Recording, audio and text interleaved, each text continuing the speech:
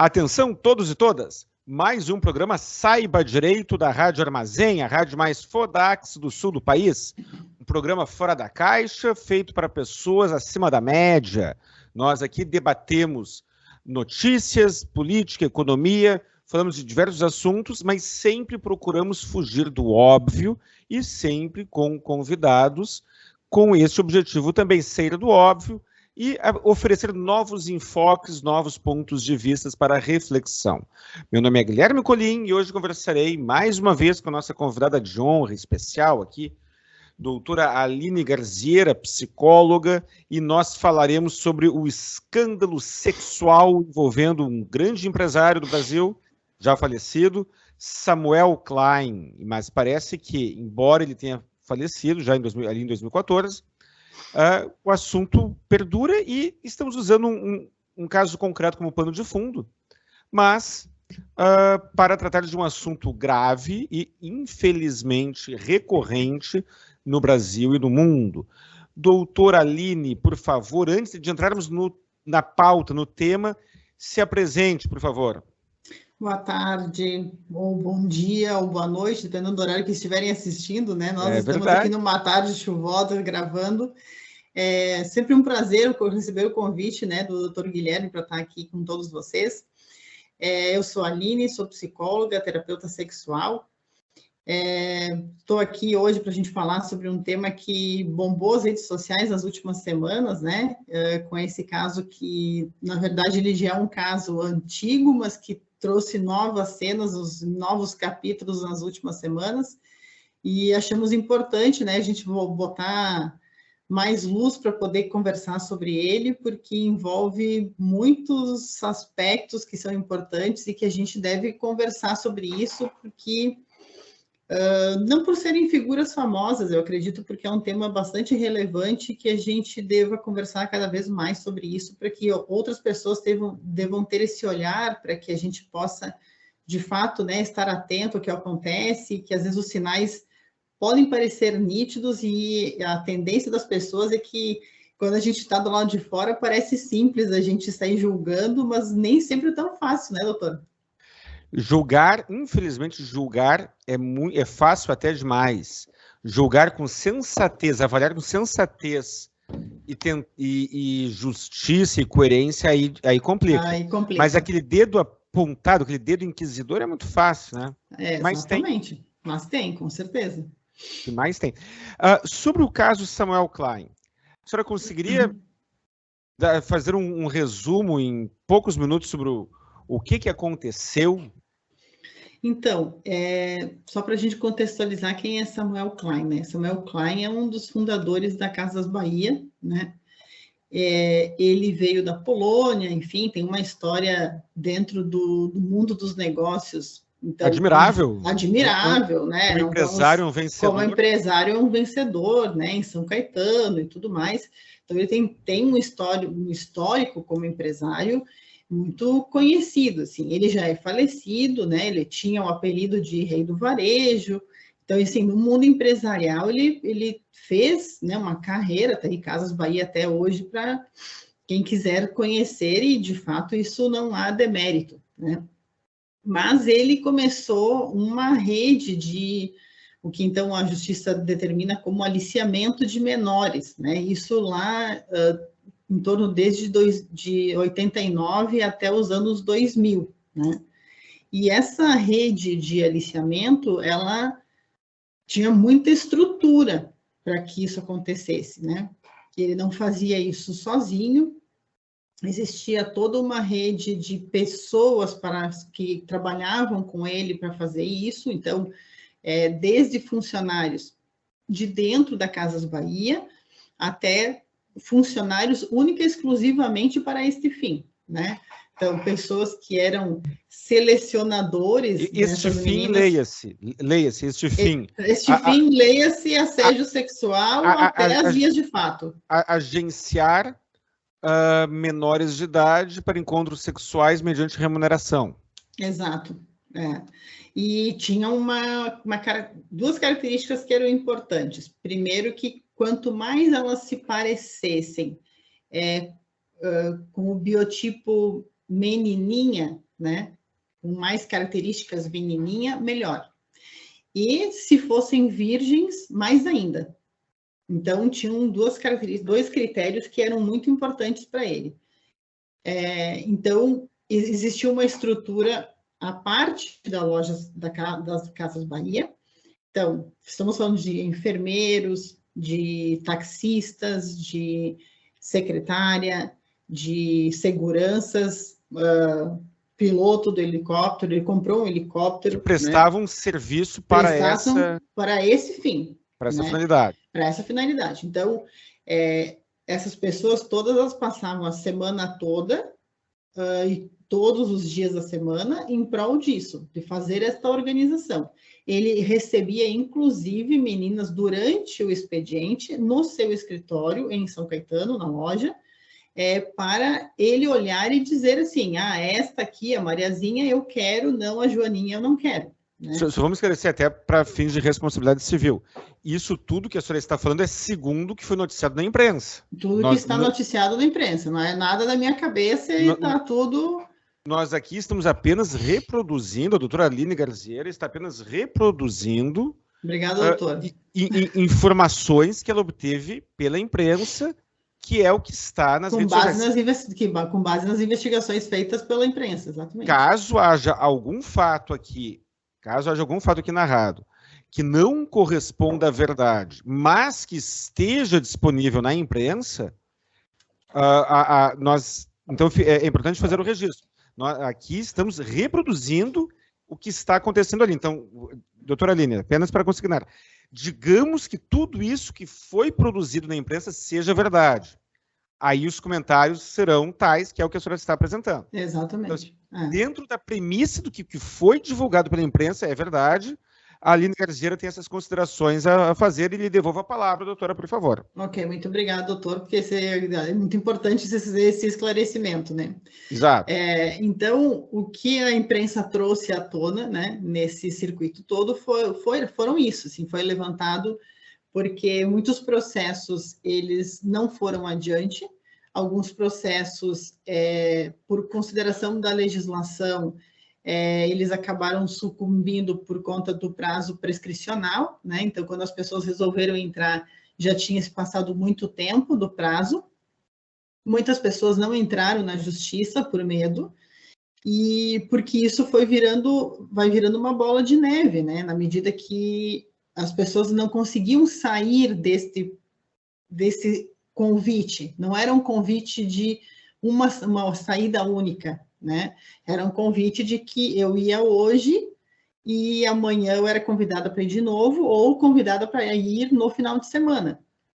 Então, aí, por isso que eu estou dizendo assim da questão do julgamento de quem talvez vá nos ouvir e não leu as reportagens ou não olhou outras reportagens via YouTube ou outros canais, né? Veja, normalmente as pessoas que, então, as meninas que participavam disso eram meninas com condições de baixa renda, né? Porque...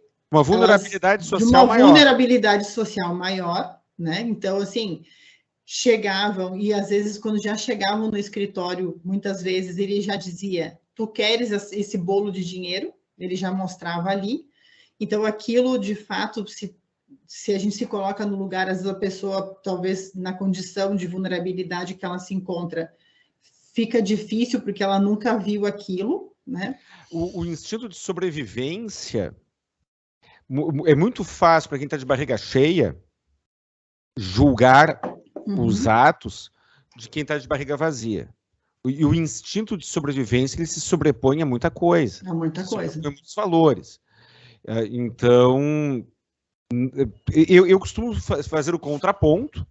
Muitas vezes eu falo coisas que não é o que eu penso, mas isso não me impede de também falar o que eu penso, né? É óbvio. Exato. Então, assim, esse comentário.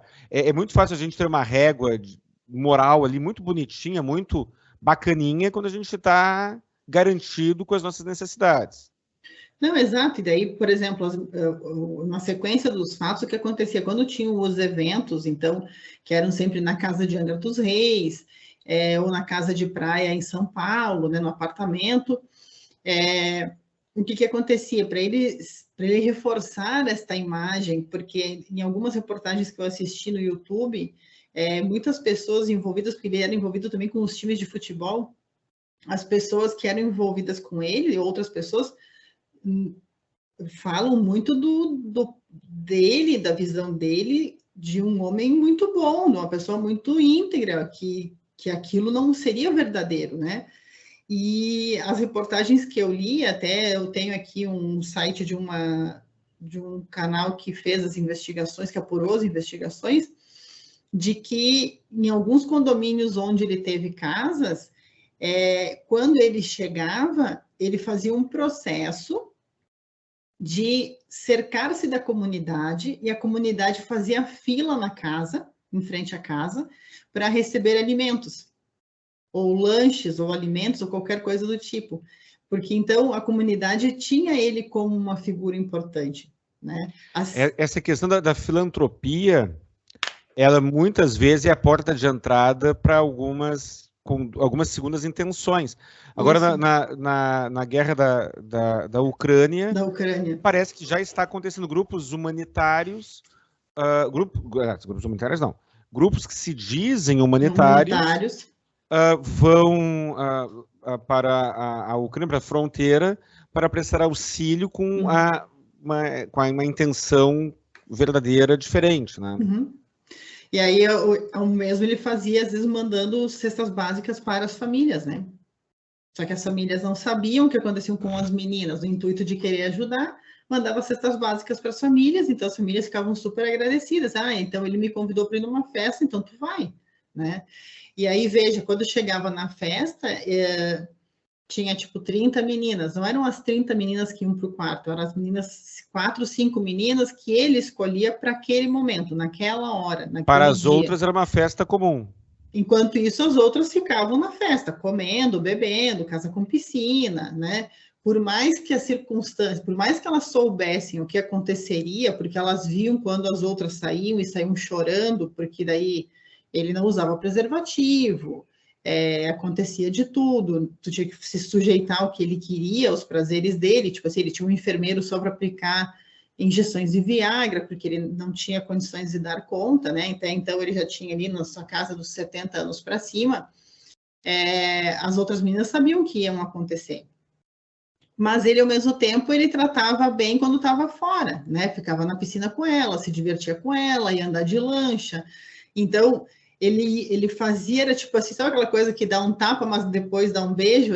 Tipo, morde e assopra, né? Aquela alternância de tratamento gentil, cordial, com carinhoso, afetivo, quem sabe, com o tratamento sádico em outro momento. E, ao mesmo tempo, ele oferecia dinheiro para quem delas trouxesse para o próximo encontro uma menina virgem. Então, tanto que tem a história de uma menina que levou a irmã.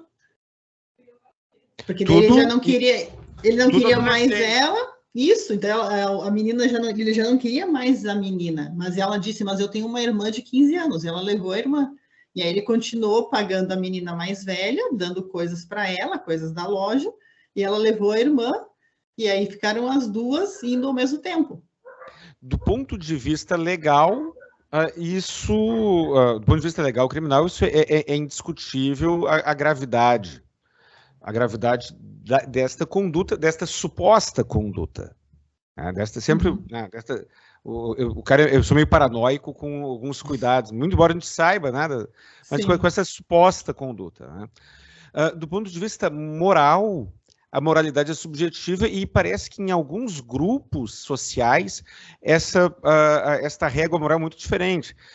Usando o assunto de Samuel Klein como pano de fundo, mas migrando, por exemplo, para o que acontece nas favelas de alguns bolsões de miséria do país, em que o traficante ou o comandante do crime organizado tem acesso e muitas vezes é até assediado por familiares que têm adolescentes na família e acham o máximo a sua filha de 13, 14 anos de idade se relacionar com um bandido, traficante, chefe do crime.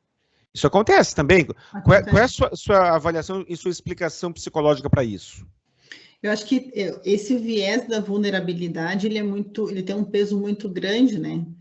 Porque a gente vive numa sociedade consumista, né? Partimos do pressuposto dali.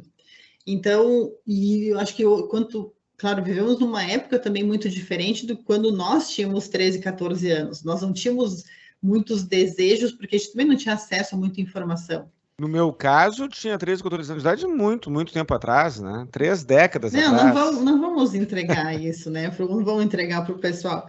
Mas nós não tínhamos acesso à internet, então os nossos desejos, eles eram diferentes, né? E na sociedade atual, com o acesso que se tem e com a velocidade da tecnologia, se quer mais coisas e mais rapidamente. Então, eu acredito que isso também mexa com os impulsos daquilo que a gente quer internamente e, às vezes, até para aplacar coisas das nossas emoções, né? Para preencher vazios emocionais que muitas vezes nós temos. Então, eu quero coisas materiais e eu vou tentar fechar esses meus vazios com possibilidades de coisas materiais. E, claro, não julgando as famílias, porque eu acho que não tem julgamento isso, né? Eu acho que, às vezes, é uma forma de proteção, no sentido de que eu quero dar o melhor para o meu filho, mas eu não sei como dar o melhor, porque talvez eu não vá conseguir. E, veja, tanto num caso como no outro, algumas famílias sabiam, né? Mas, assim como numa outra situação de abuso, muitas vezes, existe, quando é intrafamiliar, que às vezes é o pai ou o padrasto que abusa da criança, existe pessoa que é conivente, às vezes a mãe é conivente. A exceção é o argumento do burro. A exceção é o argumento do burro. Eu estou fazendo, pessoal, que, olha, como eu falei alguns minutos atrás, muitas vezes eu trago algumas considerações que não é o que eu penso, mas é para a entrevista ficar boa.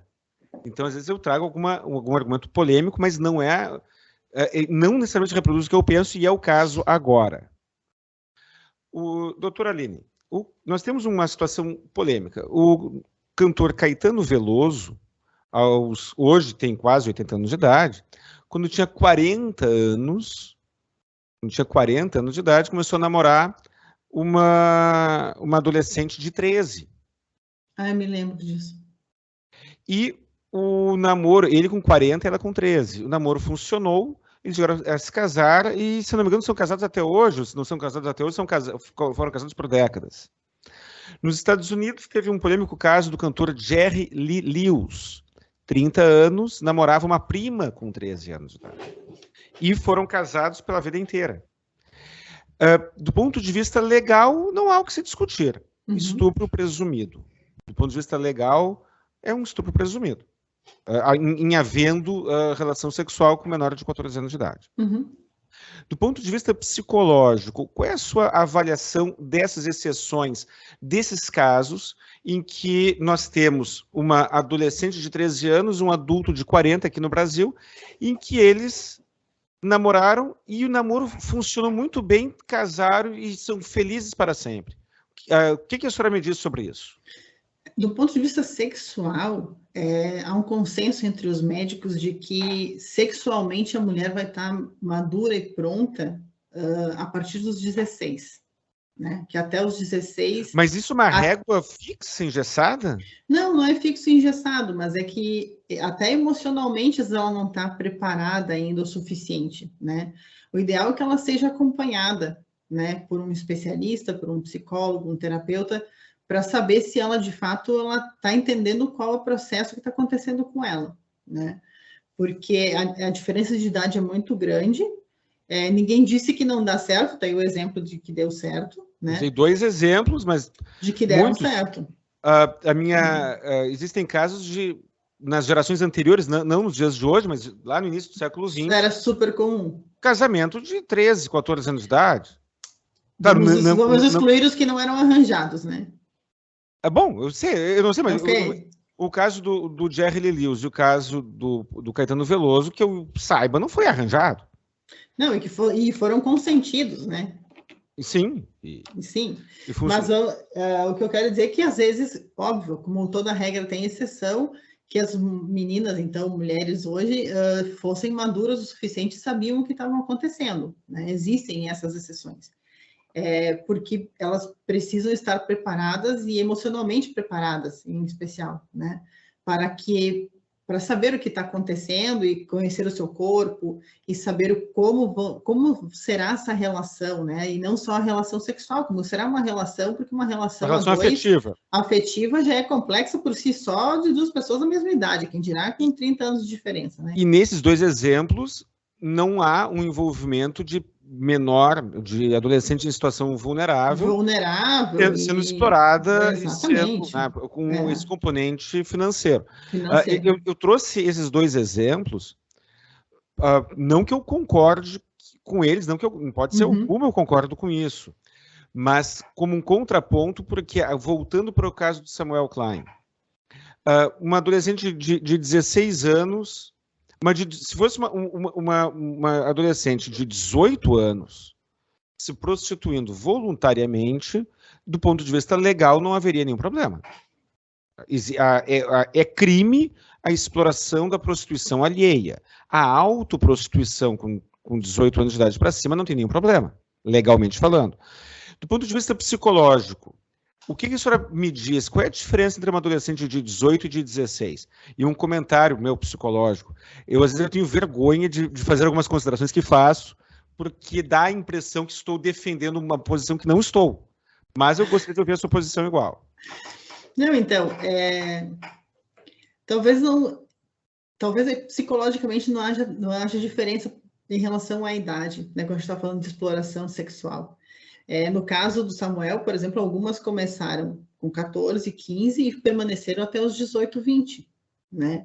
Porque elas, mesmo tendo 20 anos, elas tinham corpos muito mignon, assim, que ainda atraía a necessidade ou o desejo dele, né? A questão toda é que elas poderiam, daí, segundo a legislação, se autogerenciar. Elas já poderiam ter autonomia para se autogerenciar. No caso do Samuel Klein, especificamente, elas não tinham esse direito, porque ele não dava o direito para elas, né? Tipo assim, agora eu fiz 18 e eu decido a minha vida. Ele mantinha elas presas a ele, né? Com algemas invisíveis. Com algemas invisíveis. Então, tanto que muitas mulheres nunca foram encontradas para depor, né? Muitas nunca abriram processos. Outras, as que abriram processos, foram feitos acordos, que daí o senhor há de convir que um processo, numa situação dessas, eu já trabalhei em processos trabalhistas, eu jamais faria um acordo, talvez de 10 mil reais, se tivesse sido explorada sexualmente, e aí os acordos foram feitos meio que, tipo assim, vamos botar panos quentes, que é para não queimar a imagem, né, do bom cidadão e do bom empresário que sou, né? Então, assim, vamos encerrar os fatos por aqui. Tiveram alguns suicídios em algumas reportagens que eu assisti, porque as meninas não suportaram mais e não queriam contar para as famílias, então acabaram se suicidando. Então, veja que a diferença estaria... bom, aos 20 anos eu teria um pouco mais de maturidade para eu poder tomar as minhas decisões se não fosse um caso de aliciamento, né? Para eu poder dizer, não, olha, isso não me serve mais e eu vou daqui para frente tomar as minhas decisões. Mas, ainda assim, quando eu faço a minha... não, eu estou me autogerenciando e eu decidi que eu ia explorar o meu corpo sexualmente e vou vender o meu corpo, vamos dizer assim, ainda assim é difícil, né, sair, porque, como diz o dito popular, é uma vida fácil, né? A gente conhece inúmeros casos de mulheres que foram trabalhar na noite e depois tentaram sair, elas têm muita dificuldade, né, por preconceito social e por uma série de coisas, porque não é simples assim, as pessoas não aceitam bem, elas vão dizer, com o que tu trabalhava? Eu trabalhava na noite, as pessoas não aceitam. Então, tem todo um processo por trás, e até porque elas não vão conseguir, muitas vezes, ganhar financeiramente o que elas ganhavam. Mas essa questão, ela não vai conseguir ganhar o que ela ganhava.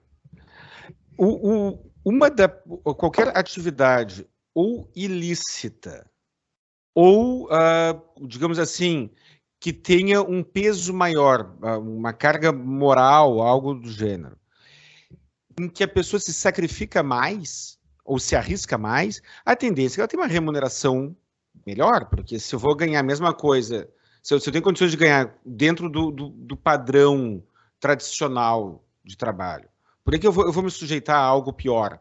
A principal regra é essa.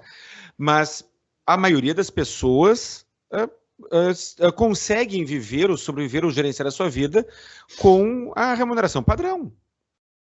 Não, exato, mas aqui existe um papel social, que aí que entra a questão, no intuito de ajudá-las, porque elas precisam enxergar que existe algo além daquilo que elas conhecem, né? E o algo além é desde escolarização, de profissionalização, né? Então, assim, tipo, de fazer um curso profissionalizante, de poder ver um futuro além disso, né? Eu li uma matéria essa semana de um curso de uma ex-funcionária minha, que ela fez um trabalho de conclusão de curso sobre os transexuais no mercado de trabalho. Então, é também sobre isso, assim, né? De como que eles conseguem se inserir e se profissionalizar. E como a sociedade recebe. Então, tem todo um conceito do mundo corporativo, que também tem que mudar, né? E do quanto a sociedade também tem que mudar no sentido de querer ajudar essas pessoas a saírem de onde elas estão, né? De ofertar para elas oportunidades de se especializar, de querer estudar, né, de poder estender a mão para elas, porque às vezes elas não enxergam isso, assim, não é ofertado a elas. Na sua opinião, alguns estados dos Estados Unidos criminalizam a prostituição, inclusive de adultos. Uhum. Em outros estados dos Estados Unidos, a prostituição é legalizada. Na Austrália, na Holanda, muito se fala das vitrines de Amsterdã, porque exato. Na sua opinião, a prostituição deveria ser proibida, deveria ser criminalizada no Brasil? Não sei se deveria ser criminalizada, assim, não sei nem se a gente conseguiria, porque a gente não consegue criminalizar nem outras coisas, talvez tão mais importantes, né? Veja o caso do Samuel Klein, por exemplo, muitos processos, a gente está falando de menores de idade que foram aliciados e a gente... É que uma coisa é a impunidade, uma coisa é quando a lei não consegue punir, outra coisa é quando a lei sequer existe para coibir. Exatamente. Eu pessoalmente, a minha opinião pessoal, na minha opinião pessoal, é de que uma pessoa adulta faz o que quer com o corpo dela, dentro dos limites que... Né? Mas em vários países civilizados, digamos assim, vários países desenvolvidos, não é assim que a banda toca. Então, é um tema polêmico. É um tema polêmico. Confesso que agora fiquei pensando assim, tipo, acho que eu nunca tinha parado para pensar, mas é um tema polêmico. Acho que talvez... Eu penso igual, assim, acho que enquanto adulto, a gente talvez faça o que a gente... com o nosso corpo, a gente deveria cuidar dele, né?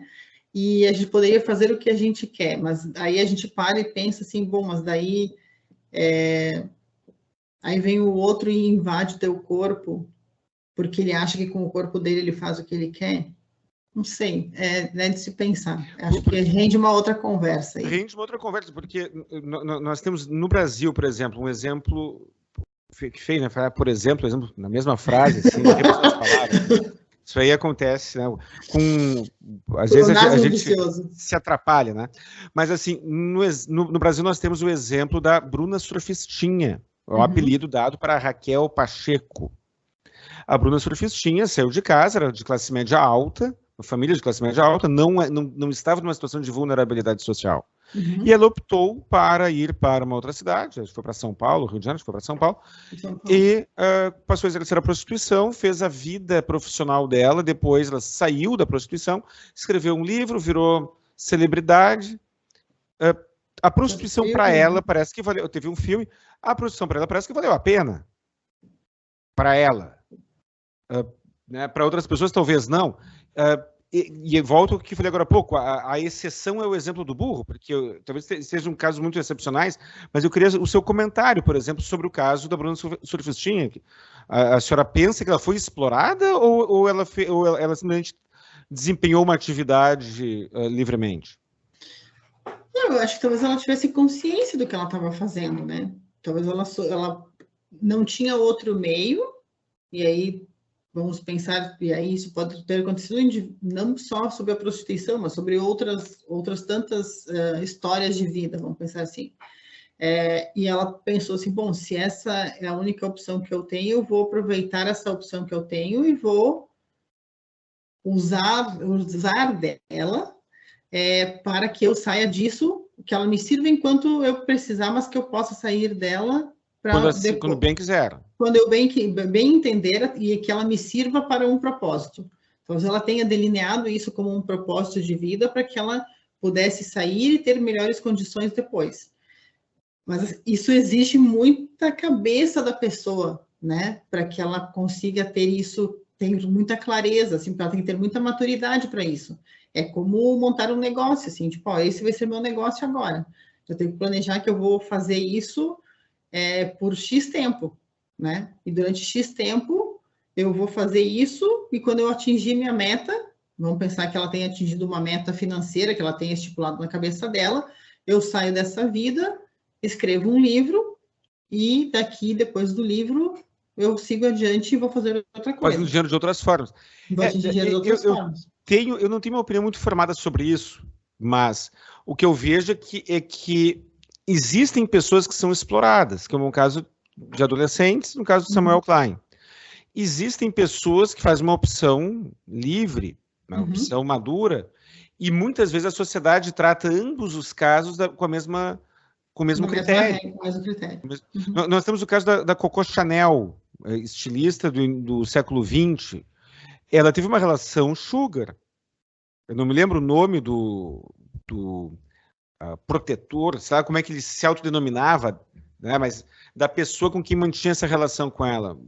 A Coco Chanel tinha uma relação sugar. Se não fosse aquela relação, ela teria tido uma qualidade de vida melhor ou pior do que ela teve? Exato. Não sei, não sabemos, né? Não temos como saber. Não temos como saber. Mas podemos pensar a respeito, né? Então, e aí é que é o meu convite, a reflexão e sem o compromisso de encontrarmos uma resposta definitiva, muito embora eu tenha algumas opiniões que, inclusive, são diferentes das que aqui aparentam. Eu pessoalmente... o caso do Samuel Klein, ele é atípico, porque depois do falecimento dele, o filho, que é o Saul, teve o mesmo modus operandi, né? Ele seguiu um padrão igual ao pai, né?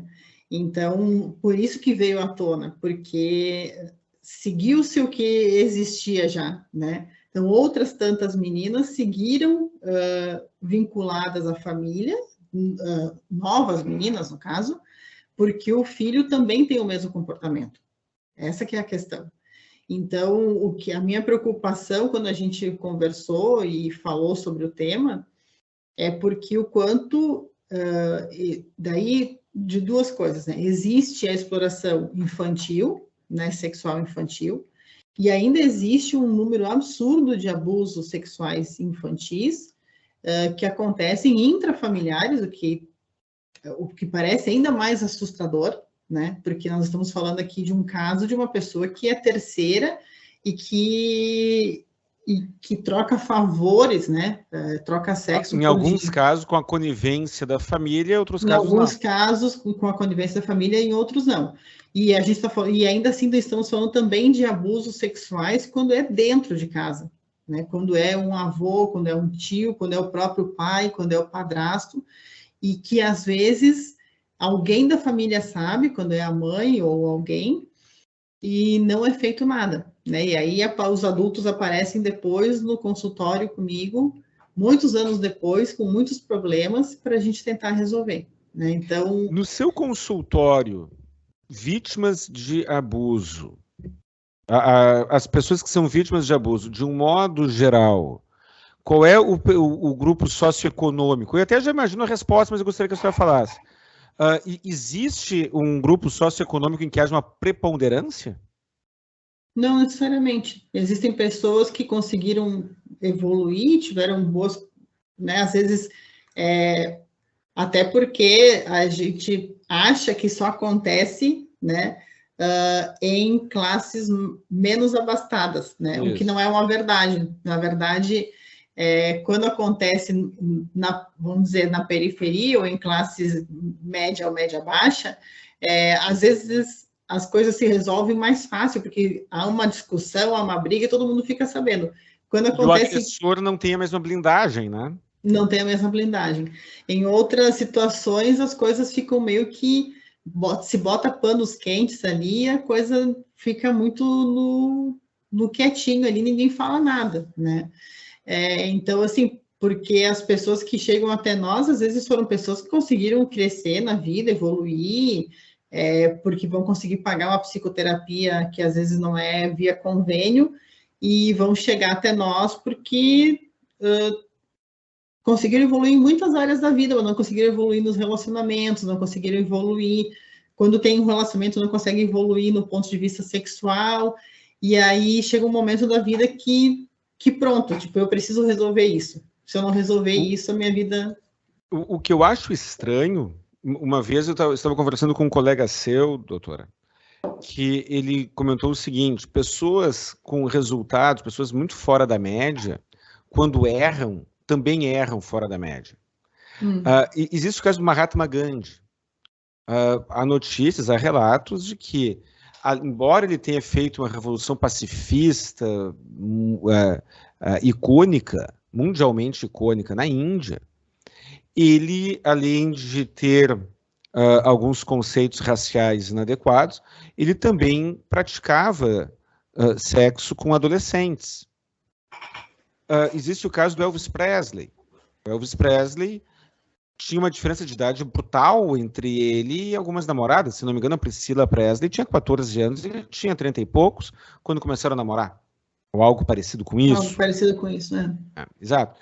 Então, é interessante que pessoas que conseguem um resultado anormal, como empresário, como líder político, como artista, também apresentam muitas vezes um comportamento anormal na sua vida pessoal.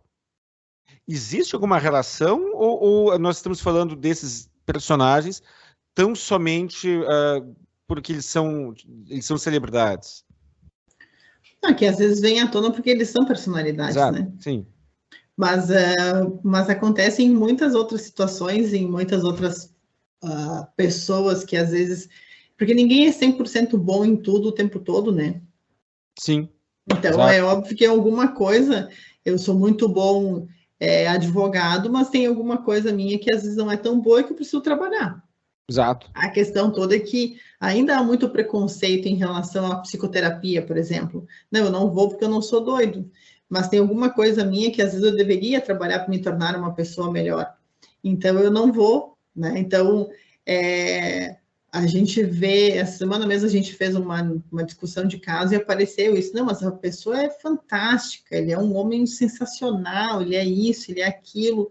Só que aí, não, mas aí quando chega no consultório, todo mundo quieto, e ele que manda e desmanda até na psicóloga do consultório, tipo assim, então, o que ele está querendo? Ele quer mandar na sessão, qual é que é a situação, né?